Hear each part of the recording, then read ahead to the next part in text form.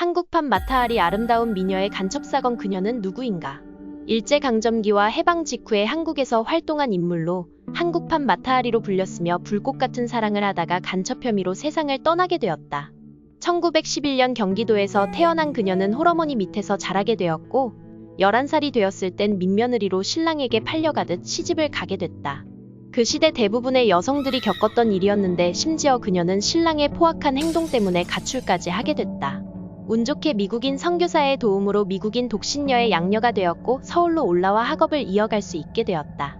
학교를 다니면서 친해진 모윤숙과 동행하다 우연히 이강국이라는 사람을 만나게 됐는데 훗날 그녀의 인생을 바꿔놓게 됐다.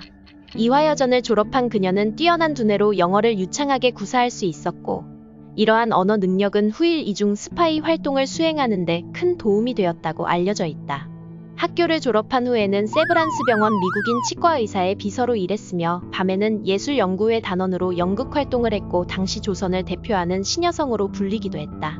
그녀는 수녀가 되어 평생 봉사를 하며 살거라 다짐하고 미혼으로 지냈는데 어느 날 폐렴에 걸려 병원에 입원한 이강국을 16년 만에 재회를 하게 됐고 이때부터 둘은 동거를 하게 됐다. 하지만 부부가 되고 얼마 지나지 않아 이강국은 개인 사정으로 인해 평양에 다녀오겠다는 말을 남기며 월북을 하게 되었다. 이강국이 체포령을 피해 북한으로 도주한 뒤 그녀는 반도호텔에서 미군정 직원으로 근무하였는데 이때 상관이자 미래의 남편인 베어드 대령을 만나게 됐다. 남편의 끝없는 구애로 둘은 부부 사이가 됐는데 어느 날 이강국이 남로당 책임 간부가 되어 오늘의 주인공 김수임 앞에 나타나게 됐고 그녀의 마음을 흔들어 놓게 되었다. 하지만 운명의 장난처럼 남편 베어드가 체포하려던 사람이 이강국이었고 점점 포위망을 좁혀오게 됐다. 이때 김수임은 이강국을 도와주기 위해 어려운 선택을 하게 되었는데 남편에게 개성에 계신 어머니가 위독하다는 이유로 차를 좀 내달라고 부탁하게 됐다. 그녀를 많이 사랑했던 베어드는 흔쾌히 부탁을 도와주었는데 아무도 그 차를 막을 수 없었고 이강국은 무사히 북한으로 도착할 수 있었다. 시간이 흐르고 미군은 김수임이 베어드 대령과의 관계를 통해 얻은 군사 및 정치적 기밀을 공산주의자들에게 전달하고 있다는 정보를 입수하였다.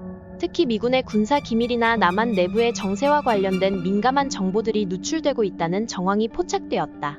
미군정은 김수임에 대한 감시를 강화하였고 결국 그녀의 통신 내용과 접촉 인물들에 대한 조사를 통해 혐의를 확신하게 됐다. 미군 정보기관과 한국 경찰은 공동으로 김수임을 체포하게 되었는데 당시 김수임은 이강국과 접촉한 기록, 미군 관련 문서 등의 증거물들이 발견되었다고 전해진다. 체포 후 김수임은 군사법정에 회부되었으며 간첩 행위와 국가기밀 유출 혐의로 재판을 받게 되었다. 재판에서는 그녀가 북한으로 정보를 전달했다는 증언과 증거들이 제출되었으며 그녀는 끝내 사형을 선고받았고 1950년 한국전쟁 발발 직전에 사형이 집행되었다. 그러나 이후 김수임 사건이 조작되었을 가능성이 제기되었고 당시의 정치적 상황과 반공주의 정권의 필요성에 의해 간첩 사건이 조작되었을 수 있다는 주장이다. 실제로 일부 역사학자들은 그녀의 간첩 혐의에 대한 증거들이 허술했으며 진술의 강요나 조작 가능성이 있다고 평가하고 있다.